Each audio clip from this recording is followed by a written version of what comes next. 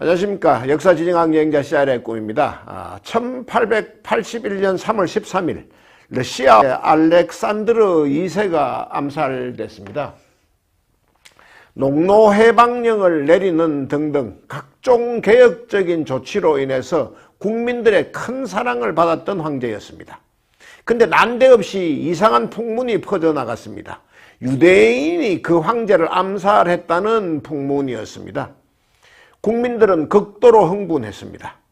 그렇잖아도 늘 눈에 가시 같았던 유대인들이었습니다. 자신들만 잘났다고 하는 등 여러모로 튀는 민족이었습니다. 유대인을 죽이자 하는 분위기가 사회운동처럼 퍼져나갔습니다. 그 러시아어로 약탈과 학살을 동반한 폭동을 의미하는 포그롬의 시작이었습니다. 러시아에서 시작된 포그롬은 이내 동유럽 전체로 퍼졌습니다. 그때부터 20여 년간 가끔은 산발적으로 또 가끔은 집중적으로 벌어진 포그롬으로 인해서 수없이 많은 유대인들이 죽었습니다. 너무 여러 곳에서 너무 많이 포그롬이 벌어졌기 때문에 공식적인 피해 집계조차 어려울 정도였습니다. 그 포그롬으로 인해서 미국의 유대인 사회도 큰 변화를 겪었습니다. 그 전까지 미국의 유대인 사회는 네덜란드 등 서유럽에서 이민 온 유대인들, 소위 세파르딤들이 대세였습니다. 그런데 19세기 후반부터 시작된 포그롬 이후에는 그 포그롬을 피해서 필사적으로 동유럽을 탈출한 유대인들로 인해서 동구권 출신의 유대인을 뜻하는 아슈케나즘이 절대적인 비중을 차지하게 됐습니다. 1894년 9월 프랑스 육군 참모본부 정보국에서 근무하던 알프레드 드레피스 대위가 갑자기 체포됐습니다. 죄목은 간첩죄였습니다. 프랑스 육군 기밀문서 명세서를 프랑스 주재 독일 대사관에 넘겼다는 것입니다. 당시는 보불전쟁, 그러니까 프로이센과 프랑스가 맞붙었던 전쟁이 끝난 얼마 후였습니다. 독일, 그러니까 프로이센에게 패배해서 프랑스인의 자존심이 잔뜩 구겨져 있던 나날이었습니다.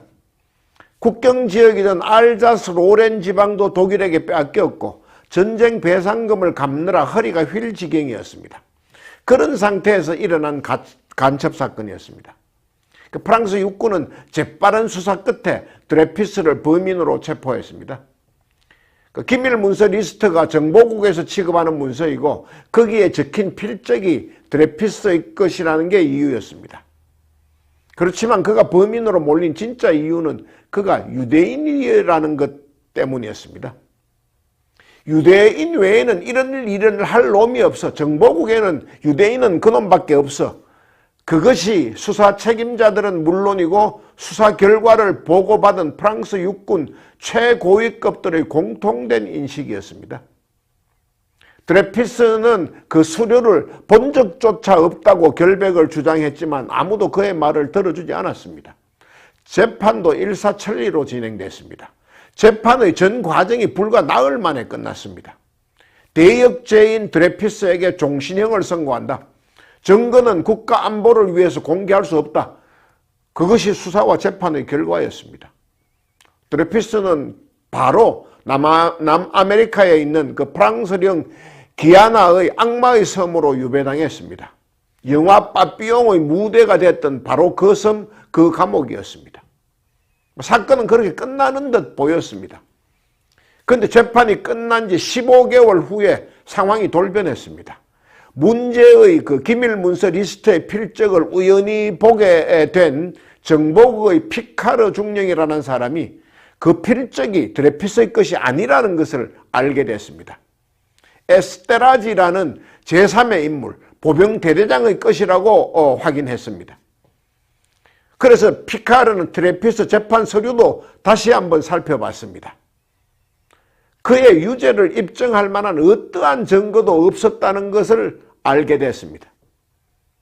그는 그런 내용을 전부 정리해서 상부에 보고했습니다. 그런데 상부에서는 예기치 않은 답이 내려왔습니다. 다 끝난 일이야. 프랑스 육군의 명예를 위해서 그 입 다물라라는 그 명령이 내려왔습니다. 그리고 까불면 다친다 하는 협박도 함께 내려왔습니다. 그렇지만 피카르는 입을 다물지 않았습니다. 드레피스의 가족과 함께 동원 가능한 모든 수단을 동원해서 진실을 알렸습니다. 드레피스가 범인이 아니다. 진범은 따로 있다 하는 것. 결국 프랑스 사회의 여론은 다시 재판을 해야 한다는 재심 지지파하고 이미 다 끝난 일인데 뭘 새삼스럽게 말을 해야 하는 재심 반대파로 극심하게 갈렸습니다. 특히 강경군부, 보수 언론이 재심 반대의 전면에 섰습니다. 진실을 밝히라는 주문이 거셀수록 그대로 덮으려는 노력도 조직적으로 치밀하게 전개됐습니다. 국가안보와 국가의 위신을 위해서 드레피스 사건은 더 재론하면 안 되는 문제라고 강변했습니다. 그런 와중에 세계적인 대작가 한 명이 그 싸움에 등판했습니다. 목노주점, 나나 등을 쓴 프랑스의 국민작가라고 불렸던 에밀 졸라입니다. 에밀 졸라는 대통령에게 보내는 편지의 형식을 띤 언론 기고문에서 나는 고발한다 내 조국 프랑스를. 프랑스여 너는 어디로 가고 있는가 하고 질타했습니다. 잘못됐다는 겁니다. 에밀 졸라는 군법회의를 중상모략했다는 이유로 기소됐습니다. 그리고 1년형의 실형을 선고받았습니다. 더 무서운 것은 반유대주의의 광풍에 휩싸인 군중들이었습니다.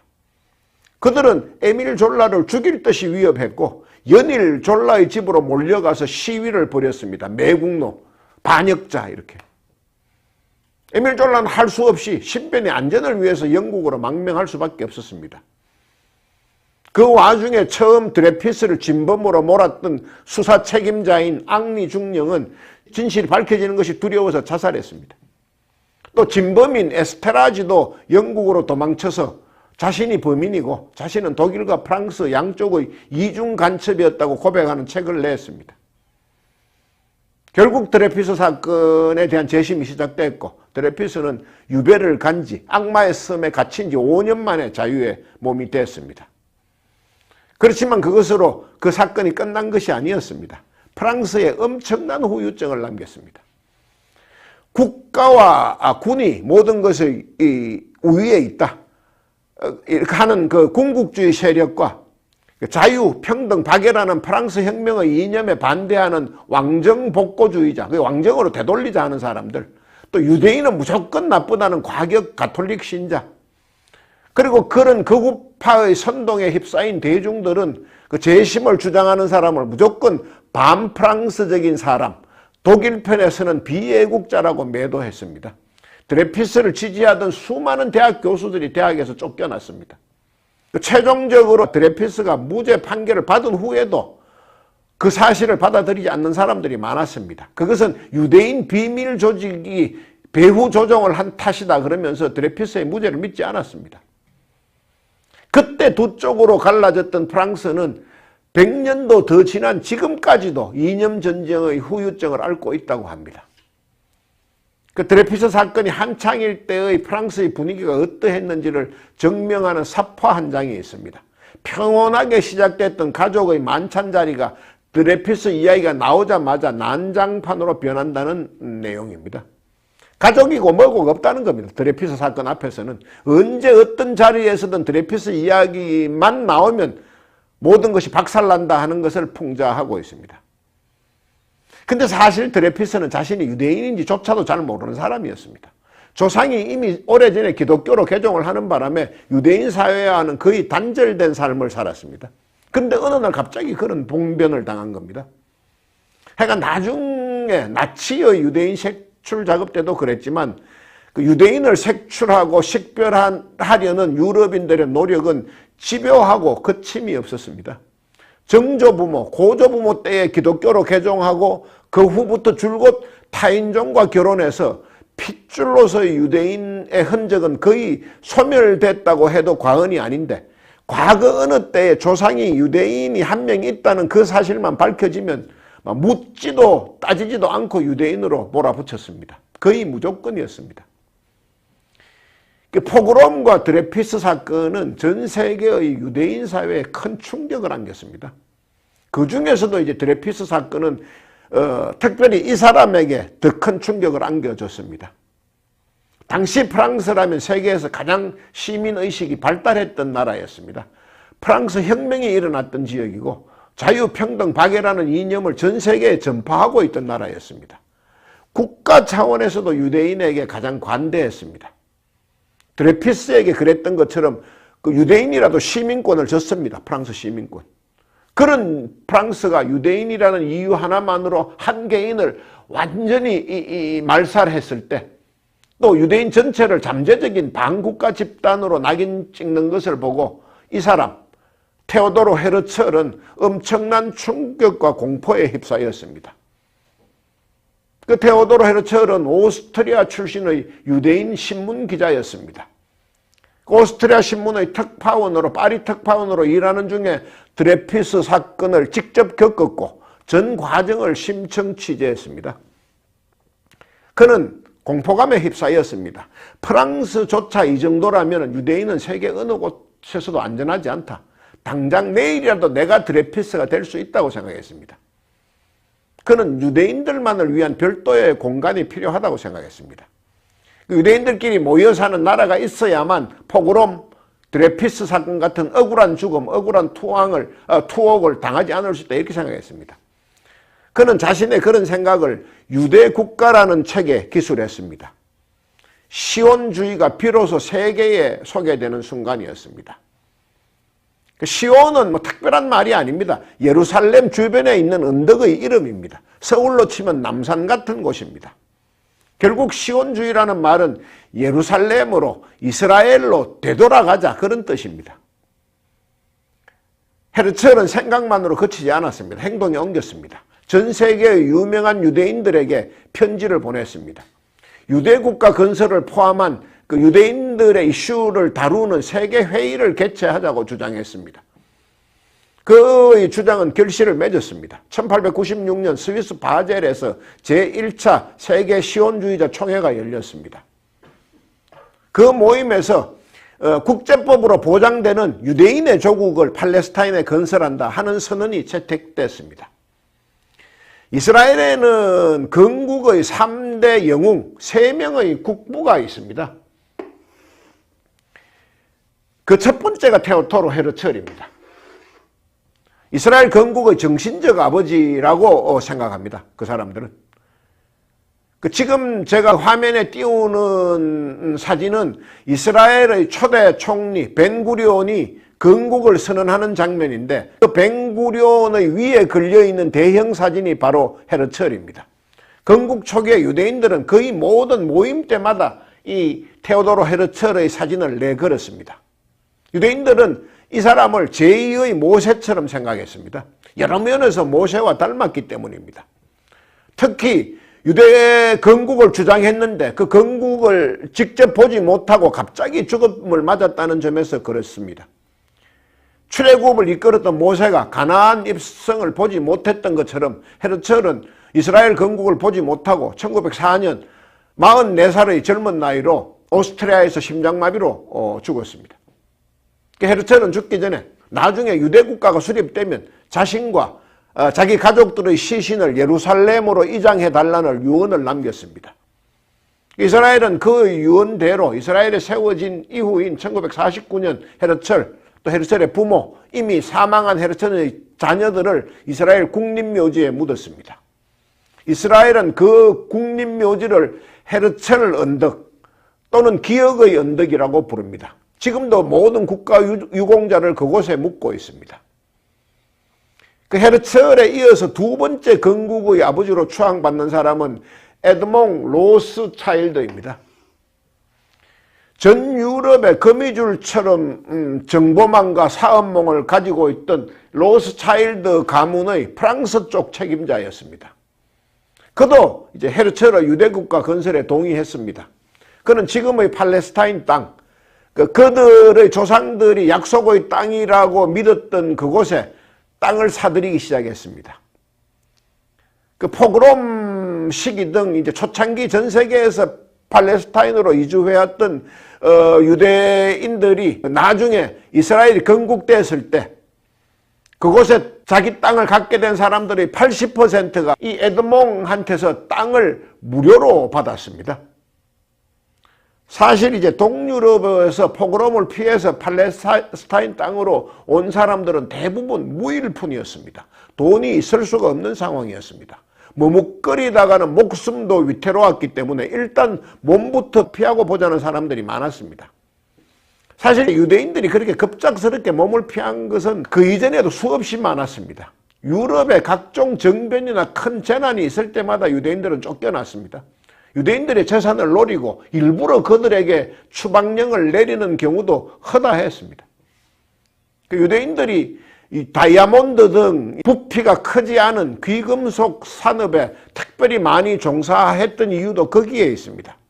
급하게 몸을 피할 때 꼭 필요했기 때문입니다. 하여간 에드몽 로스차일드는 돈 한 푼 없이 팔레스타인 땅으로 돌아온 유대인들에게 자신이 이미 사뒀던 땅을 아낌없이 나눠줬습니다. 그러했던 그의 자선, 그의 행동에 대해서 이스라엘의 초대 총리 다비드 벤구리온은 이렇게 평가했습니다. 유대인들이 유랑민으로 지난 2000년의 세월 동안 에드몽 로스차일드에 버금가거나 그와 견줄 만한 사람은 아무도 없다. 그 로스차일드도 이스라엘이 건국되기 전에 사망했습니다. 그의 무덤은 이스라엘의 카이사랴 항구 언덕에 조성됐습니다. 부부가 함께 묻힌 그 무덤의 묘비명은 이렇게 적혀 있습니다. 이 땅의 아버지 에드몽 로스차일드 남작과 그의 부인 하나님을 높이 받던 여인 아델하이드 여기 잠들다. 이 땅의 아버지. 테오도르 헤르첼이 이스라엘 건국의 정신적 국부, 또 에드몽 로스차일드가 재정적 국부였다면 다비드 벤구리온은 그 건국 과정을 진두지휘한 행동하는 국부였습니다. 벤구리온은 폴란드에서 태어나고 자랐지만 시오니즘에 동조해서 자진해서 팔레스타인 지역으로 옮겨왔습니다. 또 1차 대전 기간 동안에는 유대인이 영국을 지원하면 전쟁이 끝난 후에 유대인의 나라를 세워주겠다는 그 약속을 믿고 영국군에 자원 입대해서 전쟁에 참전했습니다. 또 전쟁이 끝난 후에는 이스라엘의 독립군격인 민병대 하가나에 가입해서 활동했습니다. 그 벤구리온이 활동했던 하가나는 나중에 이스라엘 전구군이 됩니다. 또 초대 총리 시절에는 제1차 중동전쟁을 승리로 이끌었고 총리직을 사임한 후에는 남부의 네기브 사막 지역의 협동농장인 키부츠에 들어가서 농장을 개척하는 일에 앞장섰습니다. 그는 이스라엘은 국토가 좁기 때문에 척박한 사막이라도 한 평을 아껴서 그것마저 옥토로 만들어야 된다면서 협동농장에 매달렸습니다. 이스라엘은 실질적 수도인 텔아비브의 국제공항을 벤구리온의 이름을 따서 벤구리온 공항으로 붙였습니다. 또 그의 이름을 딴 벤구리온 대학도 있습니다. 공항, 대학, 키부츠 모두 벤구리온의 이름이 있습니다. 그 포그롬과 드레피스 사건이 시오니즘의 시작이었다면 그 인류 역사상 최악의 인종청소인 그 나치에 의한 유대인 대학살 홀로코스트는 그 유대인들의 알리야, 그러니까는 귀향을 엄청나게 증폭시킨 발화제 역할을 했습니다. 유대인 대학살은 히틀러의 나치가 집권한 1933년부터 조짐을 보이기 시작했습니다. 그해 3월 집권한 나치당은 유대인들을 경제적으로 말살하기 위해서 4월 1일부터 대규모 불매운동을 시작했습니다. 국가가 한 민족에 대해서 불매운동을 앞장서서 시작한 겁니다. 또 1935년에는 누가 유대인, 어떤 사람을 유대인이라고 하는지를 법적으로 명확하게 규정한, 그래서 유대인에 대한 차별을 정당화하는 소위 뉘른베르크 인종차별법을 통과시킵니다. 그리고 마침내 수정의 밤이라고 불리는 공포의 밤이 찾아왔습니다. 온 거리가 수정처럼 반짝이는 유리 조각으로 메워졌다고 해서 수정의 밤, 크리스탈 나잇이라고 이름 붙은 그 날은 독일 내에 있던 모든 유대인 상점들이 합법적으로 약탈을 당한 날입니다. 1938년 11월 9일 밤부터 이튿날 아침 낮을까지 7,000개가 넘는 상점, 29개의 백화점 다 유대인 소유입니다. 그것들이 불타고 또 유대인 예배당인 시나고그 193개소가 전소됐습니다. 또 파괴됐습니다. 그런데 사건이 일어나기에 앞서서 나치 당국은 전국의 경찰들에게 시위를 저지하지 마라. 유대인 예배당은 주변에 불이 번질 염려가 없으면 끝까지 소각시켜라. 또 웬만하면 부유한 유대인을 우선순위로 체포하라 등의 명령을 하달했습니다. 결국 그 수정의 밤은 독일 국가 권력이 저지른 공식적이고 조직적인 파괴와 약탈이었던 셈입니다. 하여간 그때부터 이제 나치들의 본격적인 유대인 대학살, 홀로코스트가 시작됐고 유대인들의 알리야, 귀향도 본궤도에 올랐습니다. 아니면 죽겠다 이런 상황이었습니다. 지난 동영상에서 말씀드렸던 그 알리야, 약속의 땅으로의 귀환은 선택이 아닌 필수가 되었습니다. 그때 팔레스타인으로 돌아온 유대인이 폭증했습니다. 1차 대전 종전 직후 그 팔레스타인 지역에 대한 영국의 위임 통치가 시작될 때만 해도, 그러니까 1918년입니다. 그 지역에 살던 유대인의 수는 전체 인구의 4%인 13,000명 정도였습니다. 그런데 1940년에는 무려 40만 명으로 늘어나 있었습니다. 그 팔레스타인에 살고 있던 아랍인들에게는 나크바, 대재앙의 씨앗이 점점 자라고 있었던 것입니다. 근데 유대인들의 팔레스타인 이주 과정에서 반드시 짚고 넘어가야 할 역사적 사실이 있습니다. 오로지 자국의 이익만을 따지는 제국주의자들의 간계와 횡포의 전형적인 사례 중 하나인 영국의 삼중 사기 계약입니다.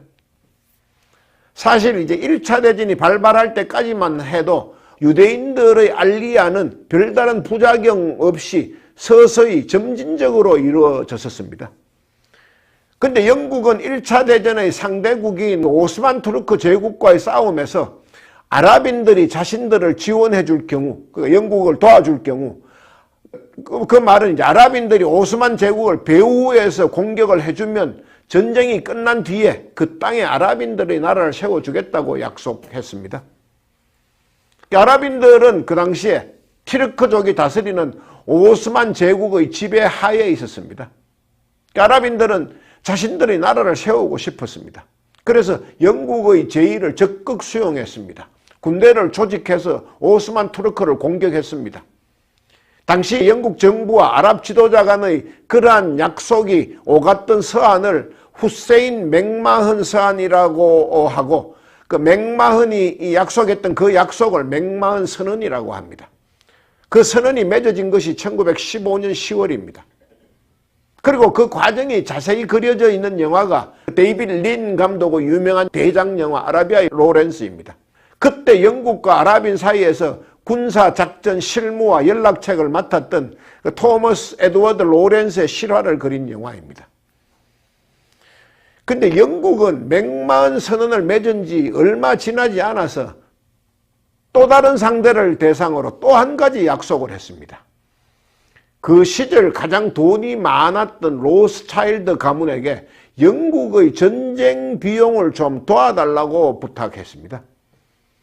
그렇게 해주면 1차 대전이 끝난 후에 팔레스타인 땅에 유대인들의 나라를 세워주겠다 이렇게 약속했습니다. 그 편지의 작성자 및 발신인이 영국의 외무장관인 아서 벨푸어였습니다. 그리고 수신인은 로스차일드 가문의 영국 측 대표인 월트 로스차일드였습니다. 영국 정부는 팔레스타인의 유대인의 민족적 고향을 세우는 것에 대하여 지지를 표하며 이를 성취하는 데 최선의 노력을 기울이겠다. 이것이 편지의 내용입니다. 그 편지가 만천하에 공개됐습니다. 그것을 벨푸어 선언이라고 합니다.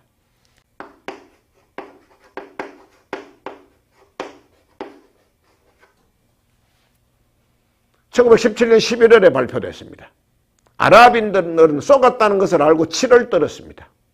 한 곳의 땅을 두고 팔레스타인 사람들과 유대인들에게 각각을 나라를 세워주겠다고 약속했던 영국은 사실은 한 나라와 더 약속을 맺었습니다. 소위 사이크스-피코 협정입니다. 상대는 프랑스였습니다. 1차 대전의 동맹국이자 제국주의 경쟁을 벌이고 있던 강대국이었습니다. 양측의 외교관 사이크스와 피코가 맺은 협정입니다. 1차 대전이 자신들의 승리로 끝나면 중동 지역을 어떻게 나눌 것인지에 대한 약속이었습니다. 내용은 이제 당시 오스만 투르크 제국의 영토 중에서 지금의 터키 남부, 또 시리아, 레바논 지역은 프랑스가 차지하고, 그러니까 전체적으로 북쪽입니다. 영국은 수에즈 운하를 지킬 수 있는 이집트와 연결된 지중해 지역, 또 이라크, 요르단 지역을 차지하기로 한 겁니다. 1916년 5월에 그런 협정을 맺었습니다. 결국 영국은 처음부터 팔레스타인 지역을 아랍인과 유대인 어느 쪽에도 줄 생각이 없었던 것입니다. 그곳을 누군가에게 주면 자신들에게 아주 귀한 수에즈 운하의 운영과 항행권을 위협받을 수 있다, 이렇게 생각했습니다. 그래서 자기들의 속셈을 숨긴 채 아랍인의 피, 유대인의 돈만 갈취한 것입니다. 근데 이 삼중 사기계에서 가장 큰 피해를 입은 쪽은 팔레스타인에 살고 있던 아랍인들입니다. 자신들의 나라를 세우기는커녕 있던 땅도 자꾸 유대인들에게 나눠줘야 하는 상황에 몰렸습니다. 게다가 영국 총독부는 문제가 생길 때마다 유대인들의 편만 들었습니다. 쉽게 말해서 그 팔레스타인 지역에서 그 당시에 영국인들은 1등 시민, 유대인이 2등 시민, 원래 그 땅의 주인이었던 팔레스타인 사람들은 3등 시민이 됐습니다. 그 와중에도 팔레스타인으로 유입되는 유대인들은 계속 늘어났습니다.